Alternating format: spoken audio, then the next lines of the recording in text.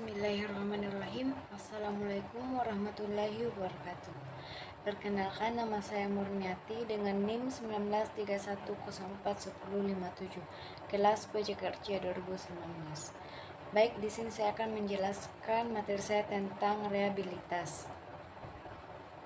Adapun pengertian rehabilitas, bahwa rehabilitas terhubung dengan masalah kepercayaan.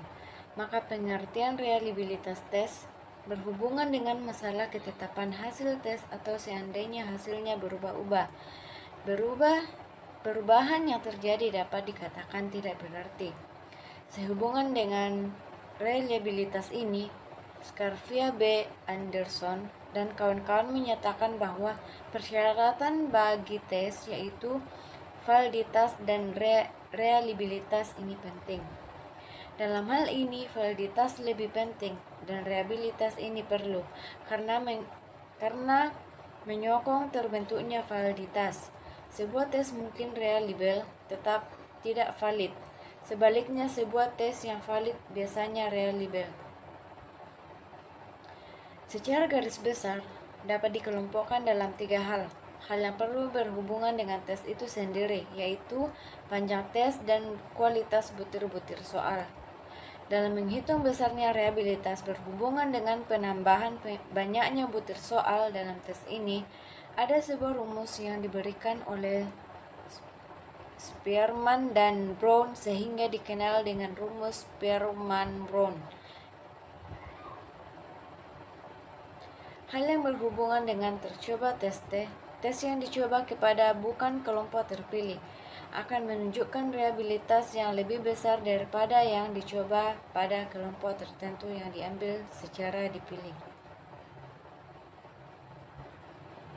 Hal yang berhubungan dengan penyelenggaraan tes sudah disebutkan bahwa faktor penyelenggaraan tes yang bersifat administratif sangat menentukan hasil tes.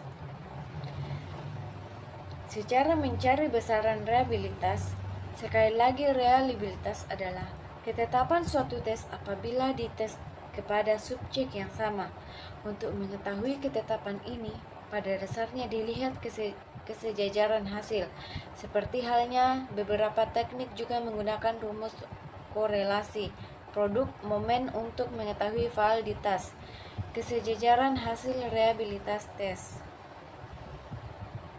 Kriterium yang digunakan untuk mengetahui ketetapan ada yang berada di luar tes dan pada tes itu sendiri.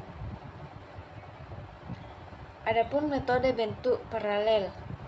Dalam menggunakan metode tes paralel ini, mengetes harus menyiapkan 2 buah tes dan masing-masing dicobakan pada kelompok siswa yang sama. Oleh karena itu, ada orang menyebutkan sebagai double test double trial method.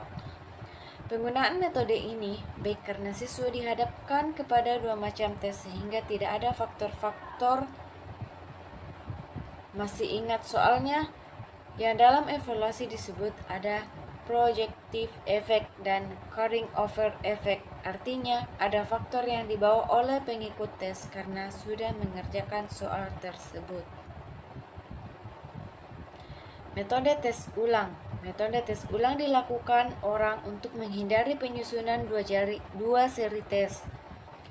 Dalam menggunakan teknik atau metode ini, mengetes hanya memiliki 1 seri tes, tetapi dicobakan 2 kali.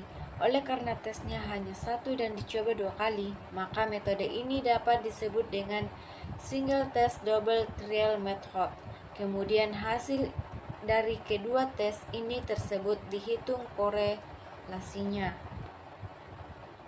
Metode bela 2 atau Spielhelp method. Kelemahan menggunakan metode 2 tes kali percobaan dan 1 tes 2 kali percobaan diatasi dengan metode ketiga ini, yaitu bela 2. Dalam menggunakan metode ini, mengetes hanya menggunakan sebuah tes dan cobaan 1 kali. Oleh karena itu, disebut juga single test single trial method. Pembelahannya hanya memiliki salah satu saja untuk selanjutnya dihitung dengan korelasi produk momen, yaitu pembelahan ganjil atau genap dan pembelahan awal atau akhir. Adapun cara menghitung dan dengan korelasi produk momen. Pembelahan ganjil genap. Untuk mencari reliabilitas seluruh tes digunakan rumus Spearman-Brown yang rumusnya telah dikemukakan tadi.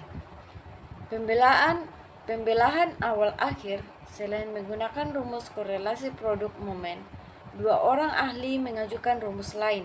Seorang bernama Flanagan menemukan rumus yang berhubungan menggunakan bela dua ganjil atau genap, dan seorang lagi bernama Rulon yang merumuskan diterapkan pada tahap awal dan akhir. Reliabilitas dalam bentuk uraian. Untuk keperluan mencari reliabilitas soal keseluruhan perlu juga dilakukan analisis butir soal, seperti halnya soal bentuk objektif. Skor untuk masing-masing butir soal dicantumkan pada kolom item menurut apa adanya. Rumus yang digunakan adalah rumus alpha sebagai berikut, seperti pada gambar yang terdapat pada gambar tersebut. Baik, cukup sekian yang bisa saya sampaikan. Lebih dan kurangnya mohon dimaafkan. Wabillahi taufiq wal hidayah. Wassalamualaikum warahmatullahi wabarakatuh.